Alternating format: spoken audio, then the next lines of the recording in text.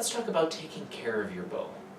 First, try not to drop your bow, and never tap it on things or poke someone with it. The stick is more fragile than it looks because it's under a surprising amount of pressure near the tip. Even a slight impact can snap a bow, and once that happens, it's dead. You can't repair it. Each year, there's usually 1 or 2 students who find this out the hard way and have to buy a new bow. It makes me sad when it happens on accident, and angry when I catch kids sword fighting with their bows.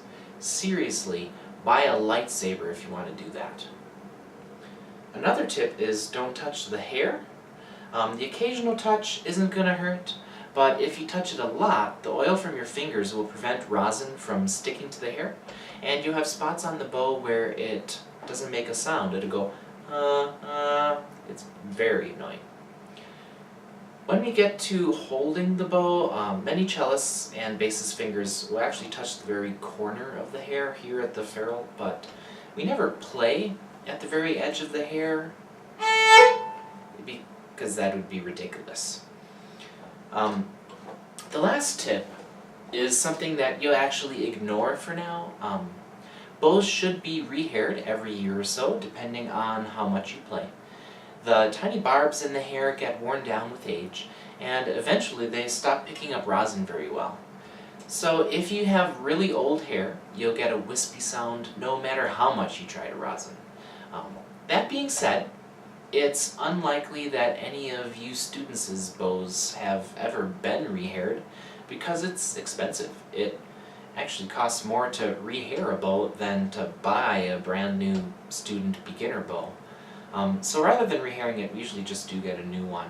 But someday, if you get a more expensive bow made from the very core of a tree, then you'll find yourself wanting to rehair it occasionally. When we're going to play with the bow, the first thing we have to do is to take it out of the case. Remember that if you have a soft case, like a cello or a bass, always take the bow out first so you don't risk snapping it. Next, we're going to tighten the hair. We need the hair to be stretched taut when we play, or else it won't grab the string right. But we don't want to keep it tight all the time. We loosen it again when we put it away. Imagine a person's hair. Now if I'm just tugging my hair gently, it doesn't hurt because, well, I'm being gentle. But if someone else were to do this for like a whole day and keep it tight, it would start to hurt by this time tomorrow. And it might even start coming out in bloody chunks. Well, the bow is the same way, except of course it doesn't have any blood. But we keep the hair loose when we're not playing. And so we do have to tighten it whenever we get ready to play. Now, because the stick is curved, the hair and the stick will be closest together in the middle.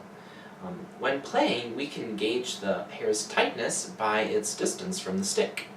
As you tighten the screw, the hair pulls further from the stick, and as you loosen it, it gets closer to the stick. For violins, we want the hair to be about a pencil's width away from the stick. Though I do wonder if pencils are thicker in my head than they actually are in life. But anyways, for viola, we want it just a little bit tighter because the strings are a little thicker. So for violas, we want it about a pencil's width and a hair tighter than that. For a cello bow, we want it, it's more like a pencil and a half. And for bassists, well, you can't actually tell how tight you want a bass bow by sight. It's just too far away from the stick, and I found that each bass bow is a little bit different. So I check my bass bow's tension by pushing down, usually on the string, but you know, right now I'm using my finger. And I want it tight enough that the hair barely flexes when you give it a little nudge. I have noticed that I prefer my bow hair tighter than any of the other teachers I know.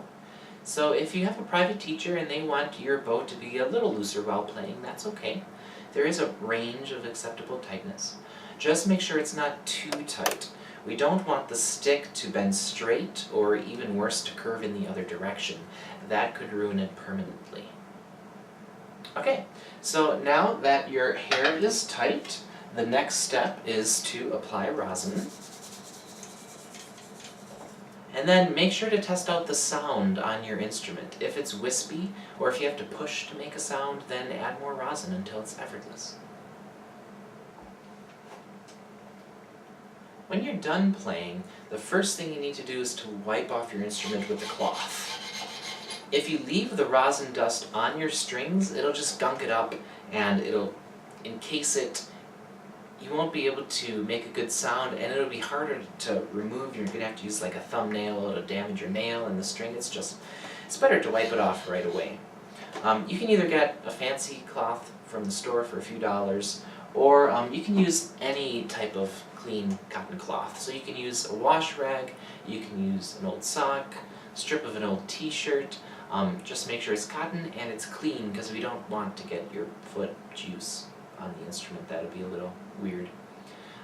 Next step is to put your instrument away in your case. And then last is going to be the bow. Make sure you loosen it. If you leave your bow tight for too long, bad things can happen. Your hair can get pulled out from one end or the other, or the camber of your stick can change. You can't play at all if you lose your hair.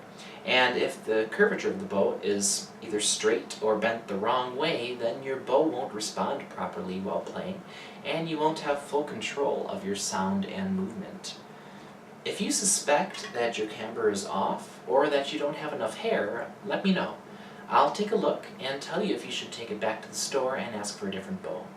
If it is right away, then there shouldn't be a charge, as it's likely that you got the bow that way. But if you've had the instrument for a while, then they'll probably assume that you caused the damage and end up charging you for a new bow. After loosening your bow, don't take your rosin cloth and try to wipe the rosin off the bow. That'll just make more work for you next time. You'd have to put more on and spend more time doing it.